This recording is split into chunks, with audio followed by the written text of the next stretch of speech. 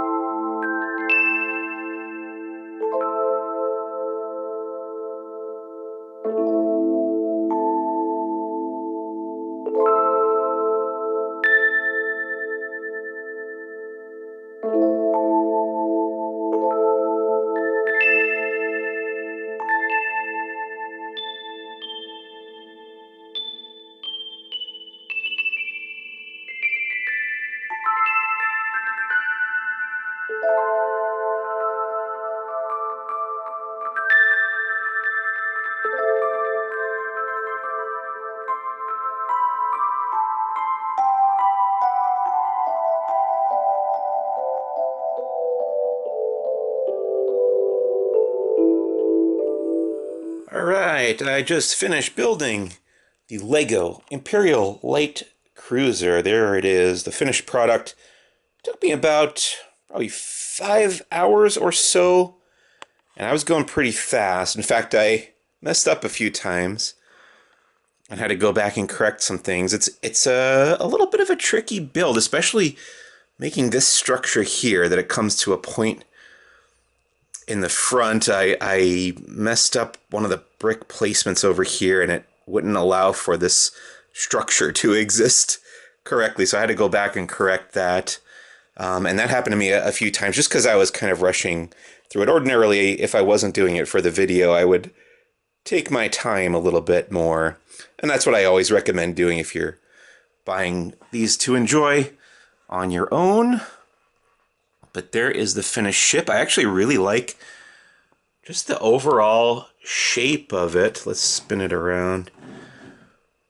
I think they really captured, obviously they captured what the ship looks like in the show, but then they also kind of just captured that general Star Wars feel, which is really neat. Like all the little details on the sides and stuff. There's a little TIE fighter. We're going to take a look at what that does in a moment.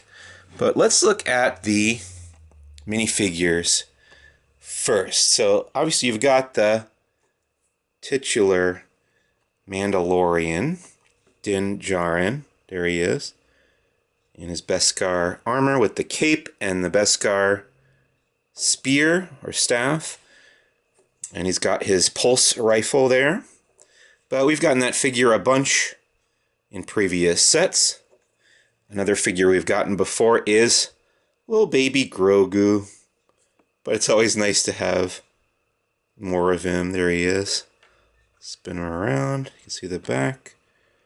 Tiny little Grogu in Lego minifigure form. Here's Cara Dune. This might be the last set we ever get with this character in it, since she's evidently not going to be in the show anymore. But I'm glad to have her. I didn't buy that other set she came in, which was the AT-ST. So now that I have this one, I'm glad to have a Cara Dune minifigure before she goes away, just so I can get all the Mandalorian characters. Then on the good guys, last one is the Fennec Shand. I think this is the only set she's in so far. I'm pretty sure, but it's pretty neat to have her. Character played by Ming-Na Wen in The Mandalorian, and now in the Book of Boba Fett. I gave her a little bit of a thermal detonator there. Let's take off her helmet just to see her face. She does have the alternate face in the back. Really like the design of this character, and we will be seeing more of her, I am sure. Both in the show, in Book of Boba Fett, and in Lego form, I'm guessing. I'm guessing we'll get more.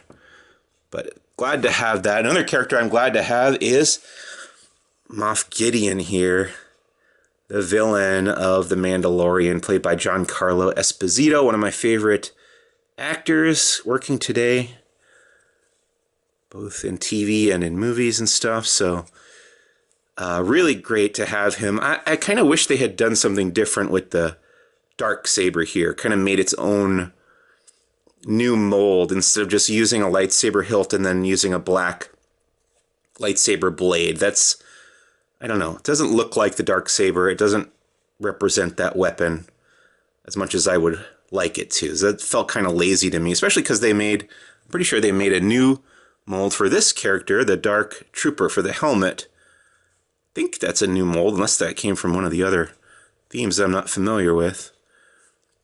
I think this shoulder pad thing has been used before, but that helmet I think is new. There's what the face looks like without the helmet. And I kind of wish they had given me at least 2 of these guys with this set. Like, there's a whole bunch of them in the show, and this set only came with 1. You know, it's something like $150 at least for this set, if not more. Yeah, I would say give us a couple of these guys to have them, you know, be able to fight more than one they're such a big threat in that season 2 finale, the rescue episode. And I understand that this set didn't come with, spoiler alert, Luke Skywalker. I wasn't expecting that, but I would like to have more of the Dark Troopers. Maybe we'll get them in another set. Let's take a look at the ship itself and its features. I think its best feature is just its shape, really. Like I was mentioning before, it really captures the essence of this ship. And I'm not usually a guy who goes for Lego spaceships. Even though I'm a big Star Wars fan, I prefer play sets, like locations, planet-side locations and stuff like that. But this one's pretty neat. I do prefer when the ships are minifigure scale. Like this one, you know, this is Moff Gideon's ship, but in real life, quote unquote, the ship would be so many times bigger than this compared to this minifigure of Moff Gideon. He should be either really, really tiny compared to this ship, or the ship should be probably 100 times bigger than this. So since they can't really do that, I guess this is the best alternative, just kind of making it this size. But you can open up this hatch here. This panel opens up and you can see inside too. They have the bridge of the ship that we saw in the show, where they have that kind of final showdown where Luke actually shows up in the end to take Grogu away. And it's funny to me because this is the bridge on the ship. This is where it's located. You can see the windows here. But they took what's in here and put it down in here because it's the only place where they really have space to set something like this up. The other kind of unfortunate thing is that, so say you put a character in here. I'm actually going to swing his Darksaber down. If you stand him back there, you can close this, and it'll close most of the way. Most of the way, not all the way. But then, if you move them anywhere near to the front of the bridge, the thing just won't close. So you got to either like sit. Well, that's actually not bad. That's pretty good. That's better than I was experimenting with it before. I guess you got to be closer to the middle. Yeah, see, it won't go down all the way. His head's preventing it from closing. So either you got to sit them down or have them stand way near the back center. Then you can close that up. But it is still nice to have like a little bridge play area with some control panels. These are all stickers that are tough to get lined up exactly right. In fact, I think I put one of them upside down in my hustle to get this built today.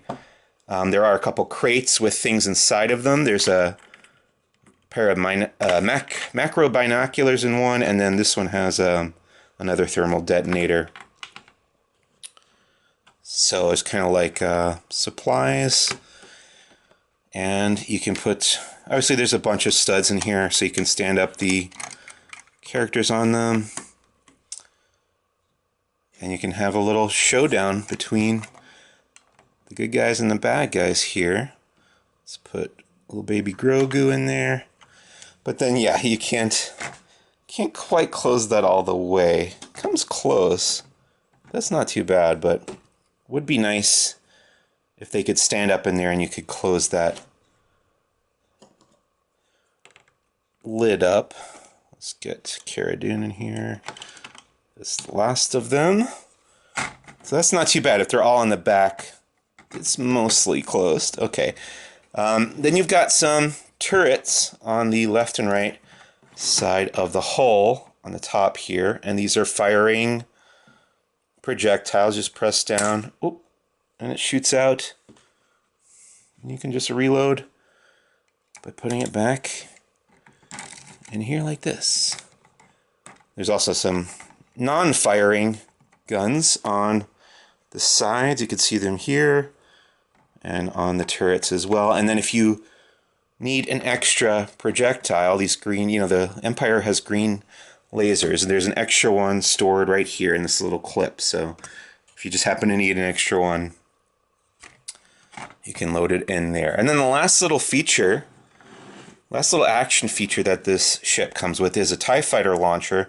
Now the TIE Fighters are stored here on the left and right rear or aft section of the ship. There's one there. I'm going to pop this out, but they don't launch from here. You can pretend that they launch from there. They do launch from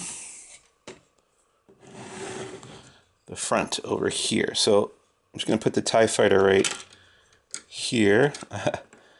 I knocked Mandalorian's gun out of his hand. So then you're supposed to just kind of push this plunger and it launches the ship. Now this is what I'm talking about. Here's a TIE Fighter and a human being is supposed to sit in here and pilot that ship. But obviously you can't put a minifigure in this TIE Fighter. And even this TIE Fighter is bigger than it should be compared to, you know, relative the size of this cruiser. This should either be smaller or the cruiser should be way bigger. But I get that they did the best that they could and not have it be super, super huge or super expensive. You know, they do have the Ultimate Collector series like the AT-AT that just came out. If you want to get closer to minifigure scale, I'm pretty sure that AT-AT UCS series AT-AT is finally a minifigure scale version, which I don't think has ever really existed before in true minifigure scale. But let's take one final look at everybody all together. So yeah, I think my favorite thing about this set is that it does come with a few minifigures I didn't have already. The Dark Trooper, obviously, Moff Gideon, Fennec Shand. Cara Dune has existed before, but I didn't have her. So it's cool to have more characters from The Mandalorian. And then the last thing I wanted to show off here is that you can, like I saw on the box at the beginning of the video, you can lift up the light cruiser by that tower there where the cockpit should be and swoosh it around. And it is pretty sturdy. Has a nice structure made of Technic supports in the middle. Oops, I just broke one of the TIE Fighters. I wanted to show you what the underside looks like. I like the engines, I like the design of the engines here. That's pretty nice. There's the underside of the ship. I'm gonna put it back down. And there's the broken TIE Fighter. I'll fix that. So yeah, that is Lego Star Wars set number 75315, the Imperial Light Cruiser from The Mandalorian. A very nice looking, one of the larger sets to come out of The Mandalorian so far, although my favorite's got to be the Razor Crest. So that is a bit closer to minifigure scale. And it's just such an iconic vehicle now from the show. Even though it blew up in the show, still happy to have the Razor Crest. And this is a cool addition to the collection as well. My name is Mike Celestino with laughingplace.com. Thanks so much for watching. See you real soon. Bye.